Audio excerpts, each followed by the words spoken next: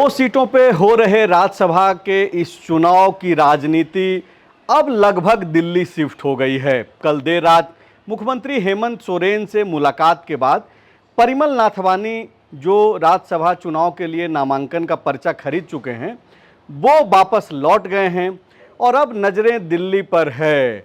दिल्ली का क्या संदेश आता है? दिल्ली में बहुत सारी पार्टियां हैं, लेकिन खास करके बीजेपी का अगला रणनीति इस राज्यसभा चुनाव को लेकर के, झारखंड को लेकर के क्या होता है, इस पे नज़रें टिकी हुई है। भाजपा ने ऐलान के बाद गौरव वल्लभ के पर्चा खरीदने के बावजूद अब तक अपने उम्मीदवार के नाम का ऐलान नहीं किया है। इस बीच महागठबंधन के तरफ क्या हुआ? महागठबंधन में जो नाराजगी, जो खटास जो सामने आ चुका है, उसको पाटने की कोशिश हो रही है। मॉर्निंग सुबह में 10:30 बजे भूपेश बघेल जो पूर्व मुख्यमंत्री रहे हैं छत्तीसगढ़ में, वो और उनके साथ अजय शर्मा जो कांग्रेस ने जिनको पर्यवेक्षक बनाया है राज्यसभा चुनाव के लिए, वो मुख्यमंत्री हेमंत सोरेन के साथ नाश्ता करने पहुंचे थे। नाश्ते में क्या हुआ ये तो मीडिया में उन्होंने आकर के एक बयान जरूर दिया कि सब कुछ ठीक चल रहा है, लेकिन इतना तो ज़रूर तय भूपेश बघेल ने नाश्ते के दौरान कर दिया कि उनके साथ साथ बाकी के कांग्रेसियों को भी रात का भोजन मुख्यमंत्री आवास में मिल सके। तो खबर फिलहाल महागठबंधन के भीतर से यही है कि रात में आज डिनर पे बुलाया गया है। संभवतः इंतज़ार कर रहे के राजू भी पहुंच जाएं विधायकों के साथ। बहुत सारी चीज़ें जो है देर रात तक ही स्पष्ट होनी है। कल आखिरी दिन है नामांकन का, 8 तारीख। और बीजेपी के तरफ शुरुआत में जो हमने इंट्रो में बातें कही कि दिल्ली में राजनीति शिफ्ट हो गई है, वजह क्या है? बीजेपी जो अब तक ऐलान नहीं कर रही है, बीजेपी के मन में क्या है? गौरव वल्लभ को रोकने के पीछे का क्या मकसद है? परिमल नाथवानी जो मुख्यमंत्री हेमंत सोरेन से घंटों मुलाकात करके वापस लौटे हैं, वो क्या प्लानिंग कर रहे हैं? सर, सबसे पहला सवाल यही है कि परिमल नाथवानी जो नामांकन भर चुके हैं, उनकी जो अगली चुनौती है प्रस्तावकों को जुटाने का, वो किस तरफ देख रहे हैं और क्या भाजपा से उनका जुगाड़ लगने वाला है? देखिए, थोड़ा सा राज्यसभा की चुनाव की जो पिछले 2 दिनों से रणनीति चल रही है, उस पर थोड़ा पीछे जाना बहुत जरूरी है जी। कल क्या क्या हुआ? कल भूपेश बघेल और अजय शर्मा मुख्यमंत्री से मिले, बात नहीं बनी और बात नहीं बनने के बाद ये लोग लौट गए जी। उसके बाद देर शाम नाथवानी जी मुख्यमंत्री से मिले और मुख्यमंत्री से मिलने के बाद उनकी भी बात नहीं बनी और वो भी दिल्ली लौट गए। अब आज सुबह में नाश्ता का पॉलिटिक्स हुआ, नाश्ते पर राजनीति हुई और उस नाश्ते पर जो राजनीति हुई उसमें भी बात नहीं बनी और उसको शिफ्ट कर दिया गया रात के डिनर की राजनीति में। अब रात के डिनर की राजनीति में और एक चीज जो हम समझते हैं, आप भी समझते हैं, लोग, राजनीति का अहम फैसला कभी भी भीड़ में नहीं होती है, वो एकांत में ही होना, वो ड्राइंग रूम में होती है। तो इंडिया गठबंधन के विधायकों के सामूहिक बैठक में कोई फैसला होगा, यह बेवकूफ बनाने वाली बात है। और आईवास तो हो ही सकता है। हाँ, तो आईवास में यह तो कहा ही जा सकता है कि हाँ भाई, हम लोग एक हैं और हम लोग एक एक सीट पे चुनाव लड़ रहे हैं। इस बीच स्पेस भरपूर दिया जा रहा है परिमल नाथवानी को, बीजेपी को फैसला लेने के लिए। संजय भाई, हम थोड़ा सा पीछे लौटेंगे और यहाँ लौटना हमको जरूरी भी है। नहीं, बिल्कुल सर। क्यों? इंडिया गठबंधन के विधायकों का सामूहिक विचार लेने के बाद आप निर्णय लेते। आप निर्णय बघेल, अजय शर्मा और मुख्यमंत्री बैठ के आप रणनीति बना रहे हैं, तब आप उनका विचार लेने इधर रहिए सर। हाँ। उनका विचार लेने जा रहे हैं। तो आपका तो पहला काम था जो इंडिया गठबंधन के तमाम विधायकों का आप 1-2 दिन 3 दिन पहले बैठक बुलाते, सबके विचार ले लेते। ये तो पूरा खेल खराब कांग्रेस ने किया ना। सबसे पहले अनाउंसमेंट तो कांग्रेस पार्टी ने की। वो झारखंड मुक्ति मोर्चा और मुख्यमंत्री तो अब खिला पिला करके समेटने का प्रयास कर रहे हैं। जो होता हुआ दिखाई नहीं पड़ रहा है वो 18 को स्पष्ट होगा। मीडिया में दिए गए बयानों से भी स्पष्ट नहीं होना है क्या सर? हाँ, बिल्कुल बिल्कुल। अब उसमें फिर राजनीति पर राजनीति है। जो कांग्रेस ने पहले क्यों घोषणा कर दी अपने प्रत्याशी का, उसके भी के राजू आके बैठे थे भाई, अब उसको कोई पूछ नहीं रहा था, तो कांग्रेस भी अपना रीढ़ दिखाने का काम की और प्रत्याशी का, खैर वो एक अलग विषय। नाथवानी जी पे लौटा, अब नाथवानी जी पर लौटा। जब जो जानकारी मिल रही है, जो नाथवानी जी की जो मुख्यमंत्री से बात हुई, तो मामला फंस रहा है प्रस्तावक का। अब नाथवानी जी जो नामांकन पत्र खरीद चुके हैं, उसको जो कल भर के जमा करेंगे रिटर्निंग अफसर के पास, तो उसमें 10 विधायक का प्रस्तावक चाहिए।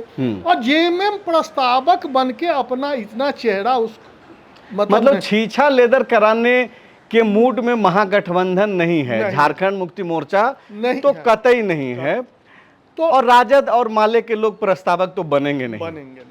वोट कर सकते हैं, वोट तो कौन करेगा वो तो बात की बात है।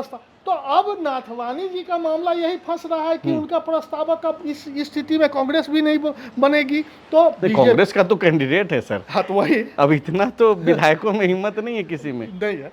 तो अब तो उनका प्रस्तावक जब भी बनेगा तो भाजपा के ही विधायक बन सकते हैं। एक और इस तो सवाल यही है सर, क्या इसलिए बीजेपी ने अब तक अनाउंसमेंट नहीं किया है? बिल्कुल।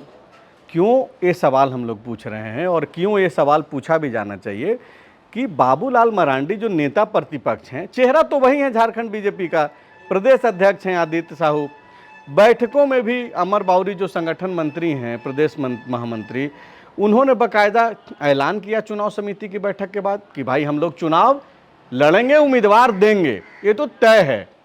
लोकल देंगे बोला गया था। खैर बीजेपी यहाँ पे बैकफुट पे है। अगर गौरव वल्लभ भी आते हैं या फिर नाथवानी को समर्थन भी करती है बीजेपी, या फिर एक जो रेड्डी जो छुपे रुस्तम की तरह पीछे अभी हैं खड़े, वो सामने आते हैं, परिस्थितियाँ क्या बनती है वो देखना भी दिलचस्प होगा।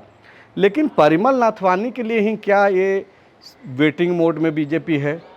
और देर रात इसलिए मुख्यमंत्री हेमंत सोरेन से मिलकर के परिमल नाथवानी वापस लौट गए कि अब बीजेपी, चूंकि बीजेपी को तो वो बताएंगे ना कि भाई आपके पास तो संख्या है नहीं, आप गौरव वल्लभ को कहां से जिता पाएंगे, देखिए, और हमारे पास आंकड़ा है, आप हमको मदद कीजिए, हम ले लेंगे महागठबंधन से वोट। हाँ, मतलब वो उसी बात को हम दूसरे ढंग से रखना चाह रहे हैं कि अब जैसे प्रस्तावक की चर्चा किए तो वहाँ क्लियर हो गया, जो न जेएमएम बनेगा, न राजद बनेगा, न कांग्रेस बनेगा, तो नाथवानी जी का प्रस्तावक कौन बनेगा? तब एक ही विकल्प है, वो बीजेपी बन सकती है।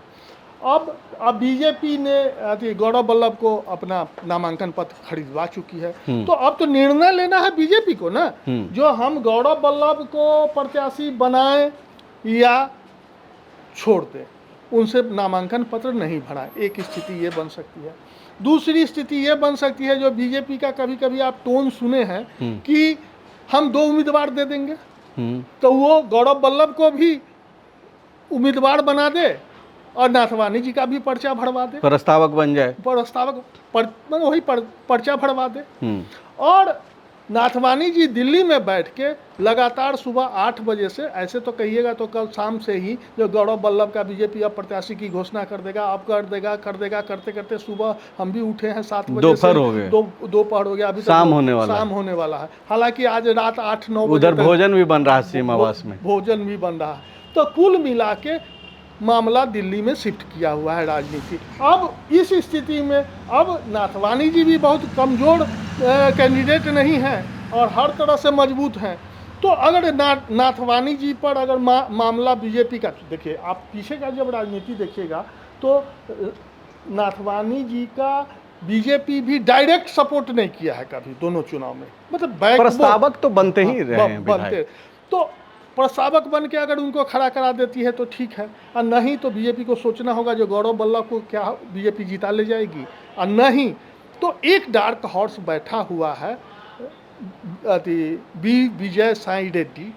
तो अंतिम स्थिति में जो राजनीतिक गलियारे से हम इसका दावा नहीं कर रहे हैं, मतलब पांडे जी कल रात में यह बोल रहे थे, हम लोग जो रोजाना लाइव करते हैं उसमें पांडे जी ने यह दावा किया था। हाँ, तो वो कहीं अंतिम डार्क हॉर्स कहीं मतलब बीजेपी सर से जो बातचीत हो रही है और जो परिस्थितियां देखने को मिल रही है, तो अब ये समझ में आ रहा है कि बीजेपी अब यह सोचने पे मजबूर हो गई है कि गौरव वल्लभ क्या जीत पाएंगे।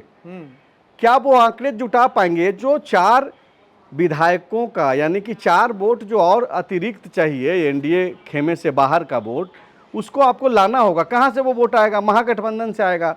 तो क्या गौरव वल्लभ उसमें सक्षम हैं, या फिर गौरव वल्लभ को वो वोट मिल सके उसके लिए क्या बीजेपी का कोई नेता झारखंड इकाई का ये सक्षम है कि वो ये ऐसा कर सके या करा सके? नाथवानी एक विकल्प हो सकते हैं। नाथवानी कल मुख्यमंत्री हेमंत सोरेन से मिले हैं। वोट आएगा नहीं आएगा वो 18 को स्पष्ट होगा, लेकिन परिमल नाथवानी पहले भी ऐसा कमाल कर चुके हैं। उनके संबंध हर दल में है, हर लोगों से है। तो इस कारण भी जो है अब तक भाजपा ने अपने उम्मीदवार का नाम का ऐलान नहीं किया है, ऐसा प्रतीत हो रहा है। क्या सर? हाँ बिल्कुल, यही संदेश मिल रहा है, संकेत मिल रहा है, यही सीक्वेंस बैठ रहा है।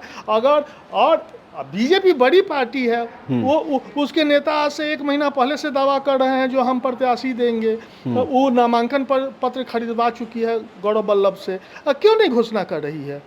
पेच है, और यही पेच है, और पेच सुलझाएगा कौन? तो ये पेच सुलझेगा दिल्ली से। और तो आप देखते रहिए, फॉलो अप हम लोग लगातार फॉलो कर रहे हैं कि क्या कुछ घट रहा है, हर पल क्या नया अपडेट है।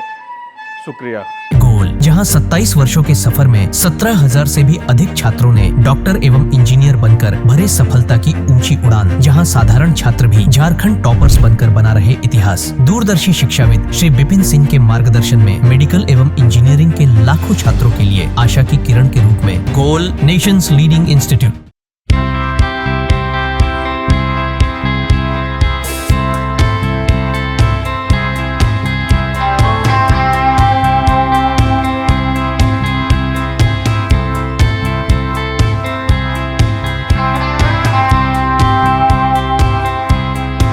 सरकारी परीक्षा की तैयारी का सबसे भरोसेमंद नाम NIBM।